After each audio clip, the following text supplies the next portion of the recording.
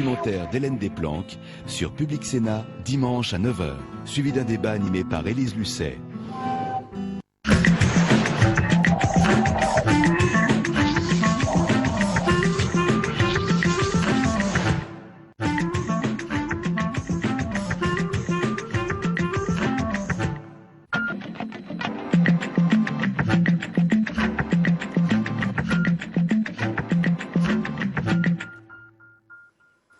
On est vendredi, il est 18 h, bonsoir et bienvenue, voici les titres.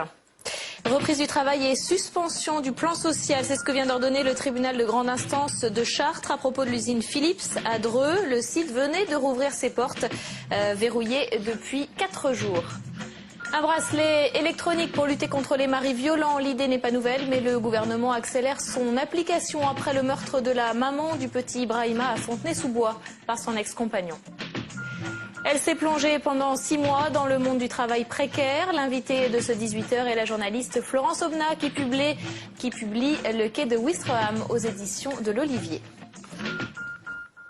L'arrêt progressif des raffineries Total a débuté. Les salariés des 6 sites français qui fournissent la moitié des stations-service de l'Hexagone ont voté hier une grève illimitée. Un mouvement de soutien aux employés de Dunkerque qui ont cessé le travail depuis 1 mois car leur site est menacé de fermeture. Plus généralement, c'est l'avenir de cette activité qui est source d'inquiétude et le mouvement fait craindre une pénurie de carburant. Sophie Normand. Ils sont en grève depuis près d'1 mois et depuis hier, les salariés de la raffinerie de Dunkerque sont soutenus par la majorité de leurs collègues. Ensemble, ils ont voté une grève illimitée. Elle pourrait conduire à une pénurie de carburant. La ministre de l'économie se veut rassurante. Il n'y a pas de risque de pénurie dans le court terme. Pas dans les médias. Bien sûr, bien sûr. Donc ça, je pense que c'est vraiment pas un argument qu'il faut utiliser. Même son de cloche du côté de la direction de Total. Pas de signe de rupture d'approvisionnement à ce stade. Les stocks de carburant représentent en effet entre 10 et 20 jours de consommation. En France, 160 dépôts continuent à être alimentés par les autres raffineries. Info ou intox, les grévistes, eux, laissent entendre que le carburant pourrait venir à manquer plus rapidement qu'on ne le croit. Selon eux, certaines stations commenceraient à connaître des problèmes d'approvisionnement. Le principal risque finalement serait donc que les automobilistes paniqués se précipitent vers les stations-service et les assèchent. Voilà, la direction assure qu'aucune autre raffinerie que celle de Dunkerque n'est menacée de fermeture. Le tribunal de grande instance de Chartres ordonne la reprise du travail et la suspension du plan social à l'usine Philips de Dreux. Les portes qui étaient verrouillées depuis 4 jours ont rouvert ce matin, mais le président de la société, Joël Karecki, avait affirmé qu'il n'y aurait bientôt plus d'emploi Philips à Dreux prochainement. Quand le gouvernement se dégonfle, le ministère du Travail avait pourtant annoncé en grande pompe son classement des entreprises en fonction de leurs efforts en matière de stress au travail. Et bien après avoir reçu de nombreux appels des sociétés dotées d'un feu rouge, la classification a disparu au bout de 24 heures du site travailler-mieux.gouv.fr. Motif officiel, elle doit être mise à jour.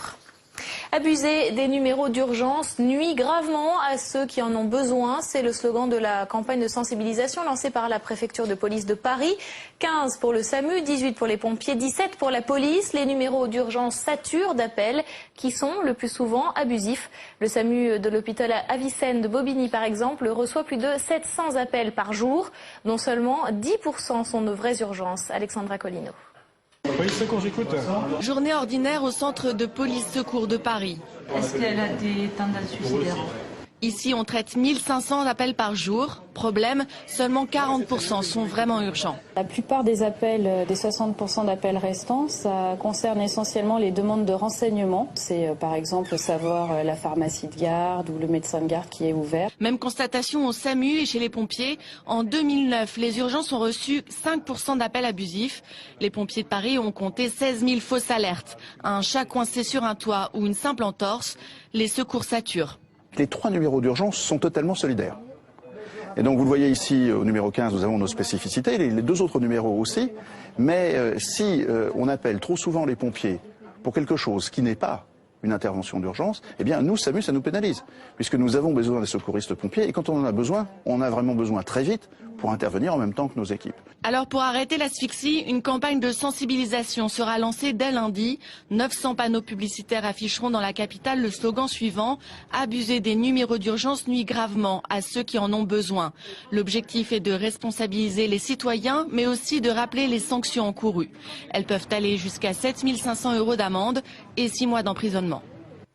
Exclu 3 jours pour avoir porté un t-shirt pro-palestinien. C'est ce qui est arrivé à une collégienne de 16 ans scolarisée à Villefranche-sur-Saône, dans le Rhône. Vêtue d'un t-shirt Palestine libre, elle aurait eu une altercation avec son professeur d'histoire qui l'accusait de prosélytisme et elle aurait quitté le cours sans autorisation, ce qui justifie une sanction pour l'établissement. Le collectif Caladois pour le peuple palestinien qui la défend affirme avoir reçu 1300 lettres de soutien. Allez, on passe à notre page consacrée aux élections régionales.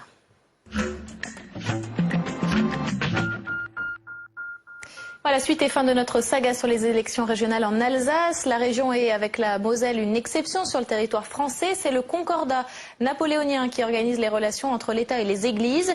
Des règles du jeu qui doivent désormais savoir accueillir la forte communauté musulmane alsacienne. Le reportage de Bérangère Dinglas. Depuis ce matin, grâce au soleil, le chantier de la grande mosquée de Strasbourg a repris. Elle devrait être inaugurée à la fin de l'année.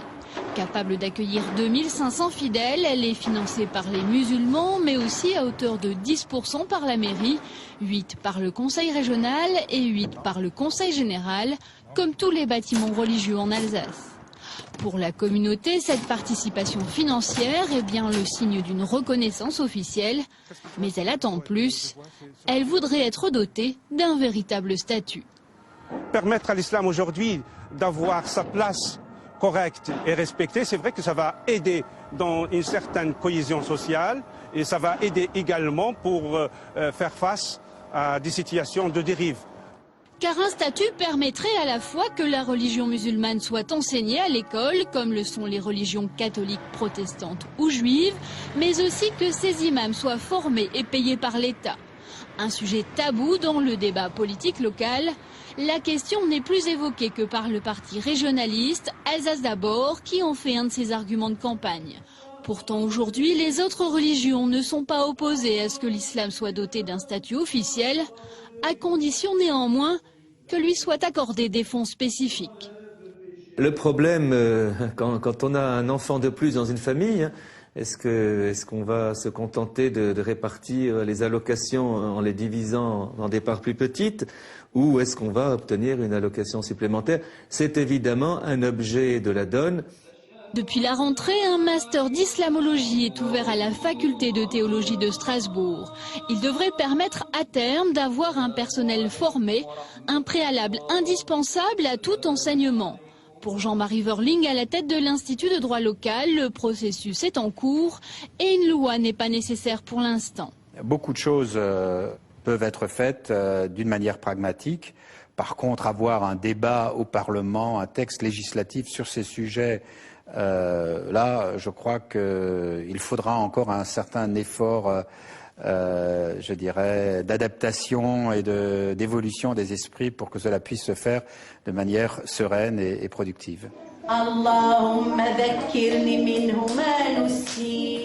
Adrien Zeller avait proposé la mise en place d'expérimentations sur l'enseignement de l'islam. Provisoirement abandonné, le sujet est l'objet d'un groupe de travail. En tout cas, à la mosquée de Strasbourg, près de 400 enfants suivent déjà un enseignement religieux chaque semaine. Après la candidate voilée, le candidat défunt, Gilles Suze, tête de liste NP en Charente-Maritime, est décédé lundi dernier d'un infarctus juste après le dépôt officiel des listes pour les régionales. Mais voilà, la loi interdit de modifier une liste déposée et validée par le ministère de l'Intérieur. Du coup, ces colistiers continuent à faire campagne en sa mémoire et les électeurs du NPA s'apprêtent à voter pour un mort. Mamadou Doucouré, le père du petit Ibrahima qui a été retrouvé sain et sauf après avoir été enlevé, a été mis en examen pour le meurtre de son ex-compagne, retrouvé mort de plusieurs coups de couteau à son domicile de Fontenay-sous-Bois. Après cet événement, la secrétaire d'État à la famille, Nadine Morano, a annoncé que le dispositif de bracelet électronique mobile pour les maris violents pourrait être mis en place avant la fin du premier semestre. Il sera défendu la semaine prochaine devant les députés par la ministre de la Justice, Michèle Alliot-Marie. Vanessa Nemé.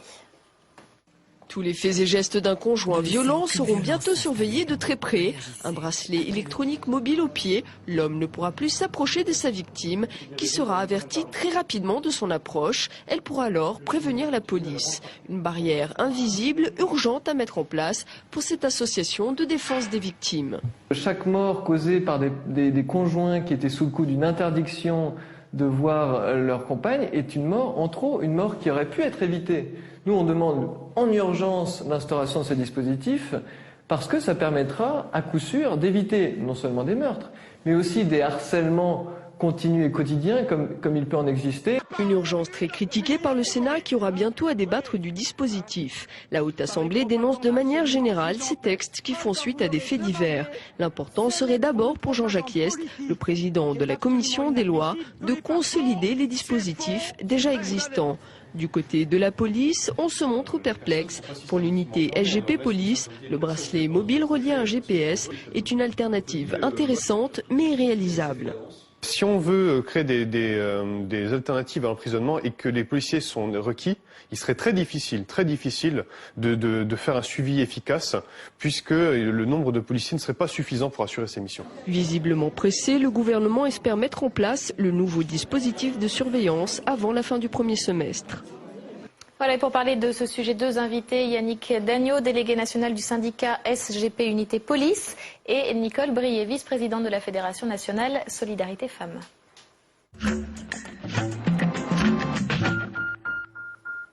À votre avis, est-ce que le bracelet électronique aurait pu éviter le drame de Fontenay-sous-Bois ?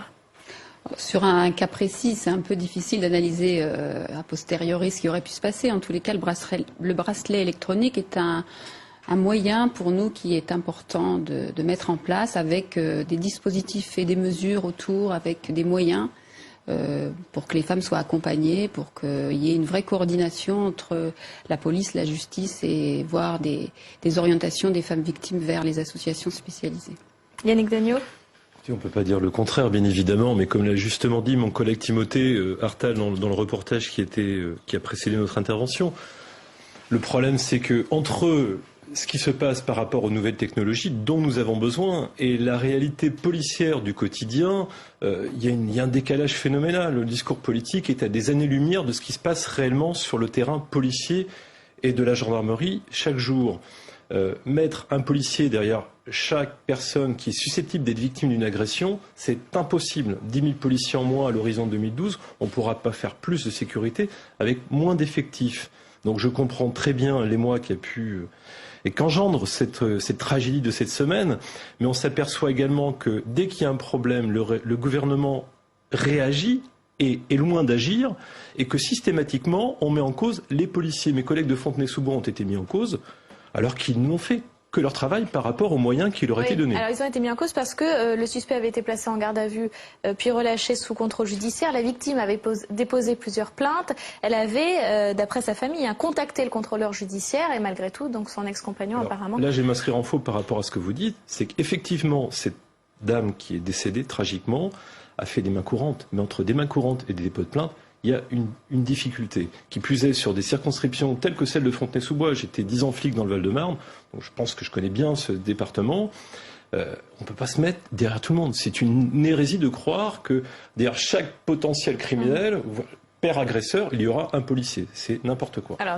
Michèle Alliot-Marie a quand même demandé une enquête au procureur général de Paris sur la prise en charge et le suivi des mesures qui avaient été ordonnées contre donc le suspect. Ce bracelet électronique, pour vous, il permet quoi? Une sécurité psychologique surtout des femmes? D'une part, je pense qu'on parle d'émoi, mais enfin nous, dans nos associations, on rencontre de façon récurrente des situations de dangerosité.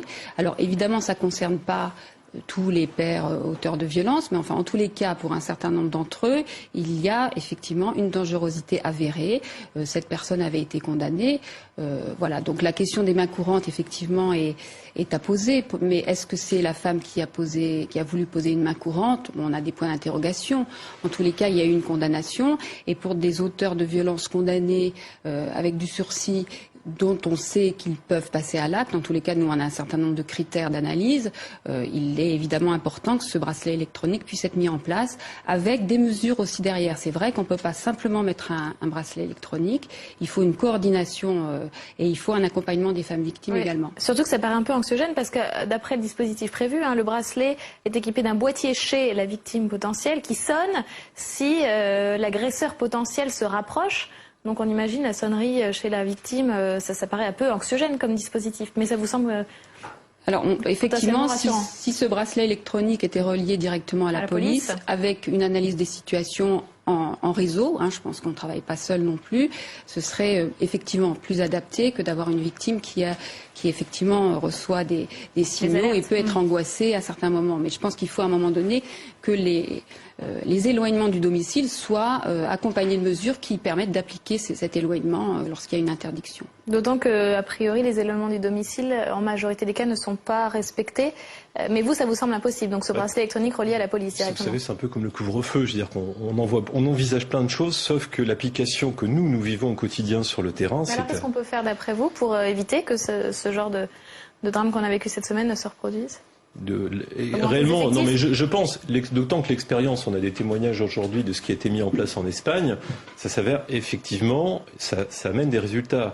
Mais dans les résultats, ce que veut le gouvernement actuellement, que ce soit le ministre de l'Intérieur ou le ministre de la Justice, ils veulent plein de choses. Sauf que nous disons, ok, on est d'accord, mais donnez-nous des moyens. Alors, pour juste votre information, on a posé la question à nos téléspectateurs via notre partenaire, le nouvelobs.com. Donc, conjoint violent, croyez-vous en l'efficacité du bracelet électronique? Les téléspectateurs répondent non à 58%. Ils ne sont pas véritablement convaincus. Ce qu'il faut peut-être, c'est une personne qui s'occupe de ce dossier à laquelle les victimes potentielles peuvent être rattachées. Tout à fait. Il faut des policiers référents, formés. Absolument. Nous, la Fédération a signé un protocole pour pouvoir faire des actions de sensibilisation auprès des policiers. On a besoin de policiers référents et de contacts au sein des commissariats pour être effectivement dans les échanges sur l'accompagnement de certaines femmes. Surtout, comme on le voit à l'heure actuelle par rapport à d'autres débats qui touchent l'actualité, notamment la garde à vue, c'est qu'il y a une réelle coordination entre les décisions de justice d'une part et l'aspect police et gendarmerie d'autre part. C'est parce que nous sommes deux ministères qui travaillons globalement dans le même domaine qui est la sécurité, qui est une mission régalienne de l'État, même si l'État l'oublie actuellement, et on s'aperçoit qu'il n'y a réellement aucune coordination.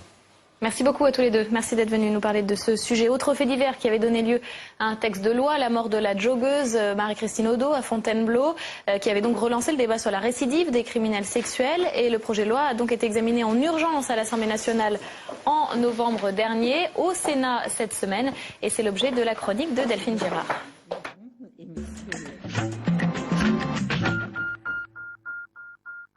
Bonsoir Delphine. Bonsoir Caroline. Donc le Sénat a adopté hier le projet de loi qui donc a pour objet d'amoindrir le risque de récidive criminelle et les sénateurs y ont mis leur marque.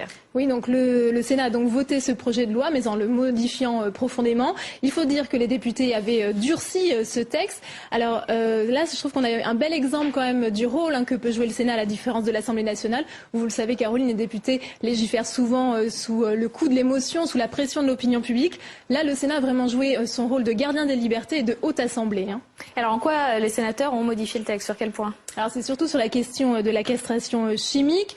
Initialement, dans le texte du gouvernement, il n'y avait pas de volet consacré à cette question. Ce sont les députés qui ont rajouté un volet consacré à la castration chimique. Ça n'a pas vraiment plu aux sénateurs. Déjà, dans un premier temps, ils ont complètement réfuté l'utilisation de ce terme de castration chimique, préférant utiliser le terme de traitement anti-hormonal. C'est un terme fort. Ils se sont également opposés à une mesure votée par les députés, à savoir que toute personne qui interrompt son traitement ne retourne en prison, car de manière générale, les sénateurs sont montrés très sceptiques quant à l'utilisation, quant à l'efficacité de la castration chimique. Écoutez Nicolas Abou, le président du groupe centriste au Sénat. Il ne s'agit, mettez-vous-le bien dans la tête, en aucun cas d'un traitement miracle. Mais faire d'un type de traitement une panacée, voire une obligation légale, c'est laisser entendre à l'opinion publique et aux familles que la médecine a les moyens d'empêcher les délinquants sexuels de récidiver. Cela est faux. Donc il y a vraiment eu une unanimité au Sénat sur cette question de la castration chimique. Donc Michèle Alliot-Marie a elle-même estimé que ce n'était pas la panacée et donc elle a approuvé les modifications des sénateurs. Alors unanimité en revanche beaucoup moins sur le thème de la rétention de sûreté. Oui, la rétention de sûreté c'était un des autres aspects de ce projet de loi et là donc ce thème n'a pas fait l'unanimité. Il faut imaginer qu'une personne qui a purgé une peine de prison de 15 ans, si elle est jugée à nouveau dangereuse, eh bien elle peut rester encore en prison et cela a suscité l'indignation de la gauche. Je vous propose d'écouter Robert Badinter, sénateur des Hauts-de-Seine et ancien garde des Sceaux. Nous avons une personne détenue après l'expiration de sa peine, non plus pour ce qu'il a commis ou ce qu'il est suspecté d'avoir commis, mais au titre d'un crime virtuel qu'il pourrait éventuellement être amené à commettre en fonction de sa dangerosité. Ce qui est pour celui qui en est l'objet une situation juridiquement impossible, où sombrent les principes de notre droit pénal et de notre procédure, dont le premier est la présomption d'innocence. Donc la prochaine étape du processus législatif, Caroline, c'est maintenant une commission mixte paritaire qui va réunir 7 députés et 7 sénateurs. Ils vont donc trouver un texte de compromis et on verra quels sont ceux qui restent des modifications apportées par les sénateurs. Merci beaucoup Delphine. À la semaine prochaine, l'invité de ce journal est Florence Omna. Bonsoir. Bonsoir. Journaliste au Nouvel Observateur. Vous êtes aussi présidente de l'Observatoire international des prisons et vous publiez Le quai de Ouistreham aux éditions de l'Olivier. Alors pendant 6 mois, eh bien, vous avez quitté votre travail au Nouvel Observateur et vous vous êtes vous êtes glissé donc dans la peau de travailleurs précaires.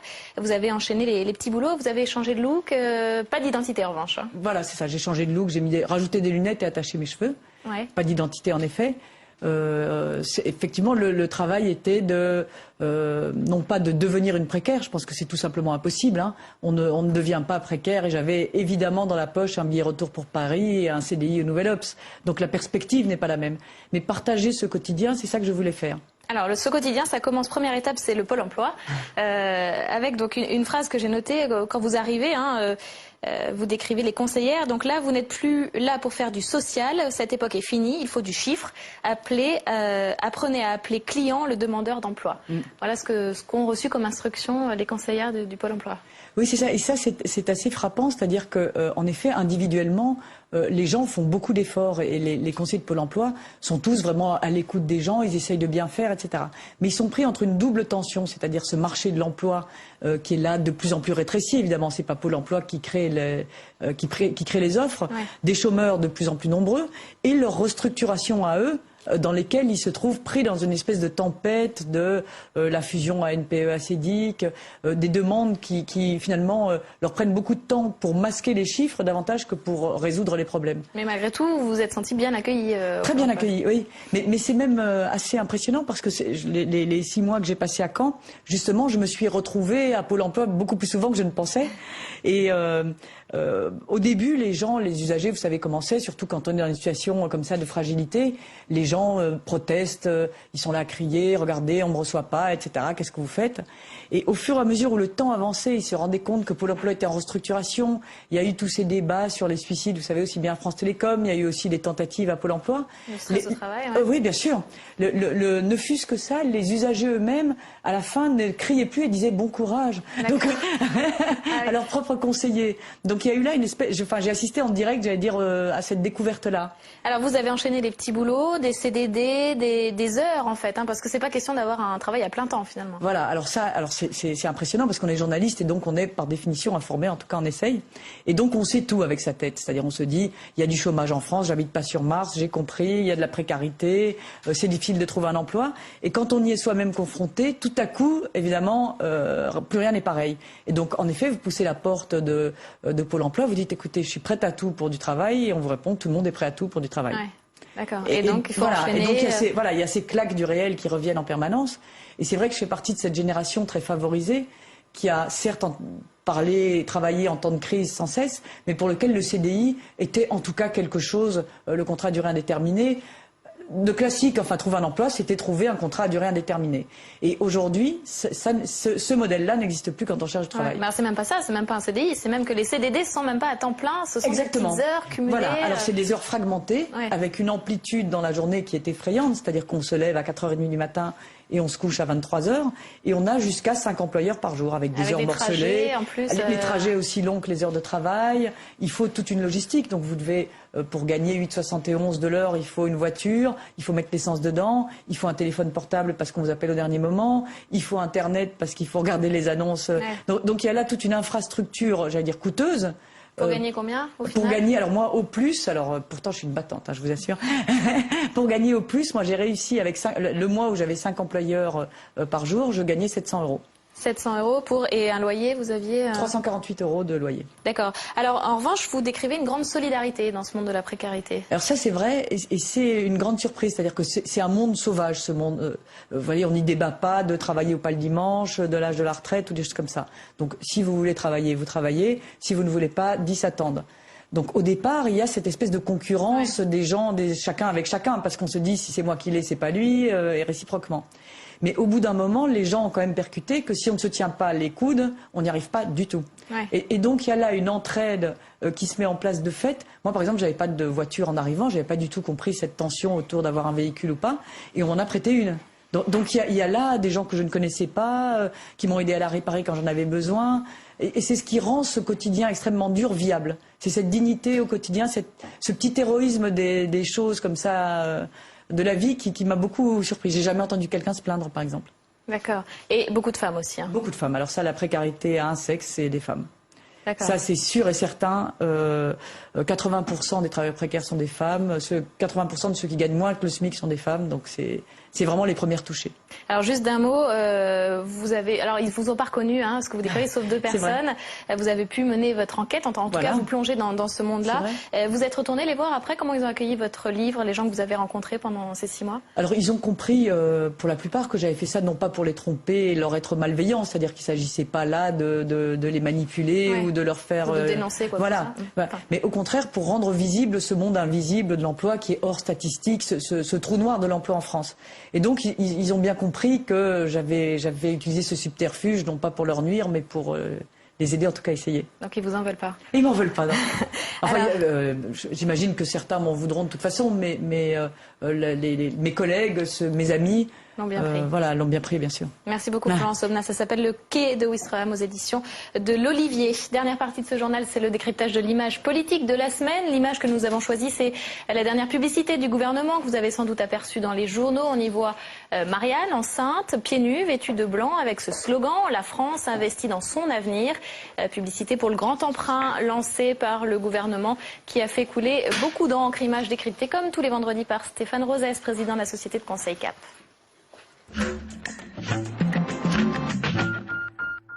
Bonsoir Stéphane. Bonsoir. Alors triple débat autour de cette publicité politique parce que ça sort à quelques semaines des régionales et la gauche accuse l'UMP de faire de la propagande aux frais des contribuables. Démocratique parce que c'est le débat sur l'identité nationale et là on voit Marianne évidemment, une femme blanche, etc. Et budgétaire parce que ça coûte cher ces encarts publicitaires. Oui, cette polémique vient de la conjonction du fait que quand il y a un grand emprunt et une campagne, c'est toujours un appel à la nation. Alors historiquement, on a en tête les grands emprunts pour lever des fonds pour la guerre, mais ça peut être pour des grands travaux. Et là, c'est pour une politique face à la crise. Et puis, ça arrive à un moment qui est une période préélectorale. Donc évidemment, les uns et les autres regardent attentivement ce qui se passe. Mais la polémique va être vite tranchée. Elle sera tranchée par le fait de savoir s'il y a eu des souscripteurs nombreux et si les montants ont été significatifs. Alors, à partir de quoi va-t-on savoir si cette campagne a marché ? À partir de 3 éléments essentiels. Le premier, c'est ce qu'on appelle l'exposition à la campagne. Les près d'1 million d'euros, c'est un investissement sur l'achat des espaces publicitaires, la presse, audiovisuelle, l'événementiel. Et l'idée, c'est un maximum de Français doivent être touchés par cette campagne. 975 000 € pour les premiers encarts. Ouais. Deuxième élément, après l'exposition, c'est la restitution. Est-ce que les personnes qui ont été exposées à cette campagne sont capables de dire qui est l'émetteur ? l'État en l'occurrence, et est-ce que, et de s'approprier les messages qu'on a voulu faire passer. Et puis le troisième élément qui est lié aux deux premiers, mais pas seulement, c'est l'agrément de cette campagne. C'est-à-dire, est-ce qu'on se retrouve dans cette campagne? Est-ce que ça plaît? Exactement. Alors, ça dépend d'une cohérence entre la forme et le fond. Les critiques, ça a été de dire, mais est-ce qu'une femme enceinte, ça ne dénature pas Marianne? Pourquoi est-elle en blanc? Bref, la cohérence, voilà, la cohérence entre le message tel qu'on l'a compris et la façon dont le message est exposé. Et puis, à un moment où le fait de savoir, est-ce qu'on a envie de mettre ou pas, évidemment, ça dépend des moyens des uns et des autres, mais surtout, est-ce qu'on a envie d'investir? Et les grandes campagnes qui ont réussi en termes gouvernementaux, si on prend par exemple la sécurité routière, c'est celles qui arrivaient à s'insérer dans un récit, dans une cohérence entre la forme, le fond, et puis le moment, l'environnement sociétal. Donc, vous le voyez, on sera très vite renseigné quant à l'efficacité de cette campagne. En tout cas, la polémique remplit le premier office de l'efficacité d'une campagne, c'est-à-dire l'exposition, le fait que l'on sache que cette campagne existe. Voilà. Merci beaucoup Stéphane. À la semaine prochaine, c'est la fin de ce journal. Tout de suite, Bibliothèque Médicis avec Jean-Pierre Elkabbach. Thème de l'émission, la Russie. Et comme toutes les semaines, je vous donne rendez-vous à 22h. Et mon invité pour commenter l'actualité de la semaine, c'est l'urgentiste le plus connu de France, Patrick Pelloux. Très bonne soirée.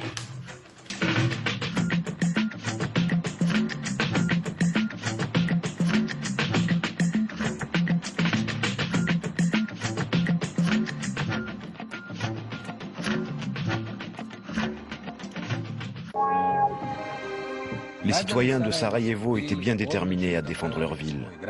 Sarajevo ne pouvait pas tomber.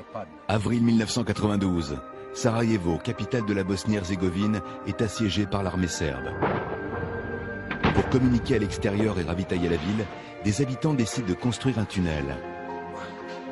À 99%, croyez-le ou non, ce tunnel a sauvé la ville. À l'aide d'archives et de témoignages exceptionnels, le documentaire de Nedim Lankarevic retrace le combat des citoyens de Sarajevo.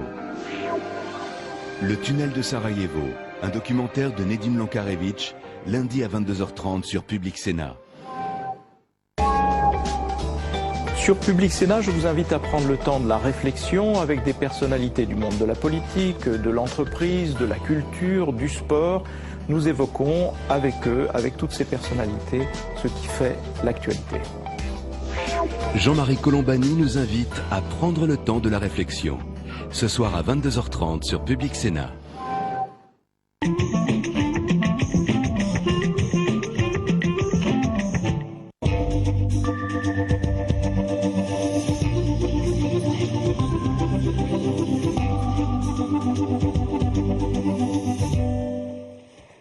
Bienvenue à Bibliothèque Médicis. 2010, c'est l'année croisée France-Russie, une formidable idée qui va bousculer des clichés, j'espère, et l'occasion rêvée pour les citoyens de chaque pays de découvrir les paysages, les auteurs, les peintres, les compositeurs qui expriment le mieux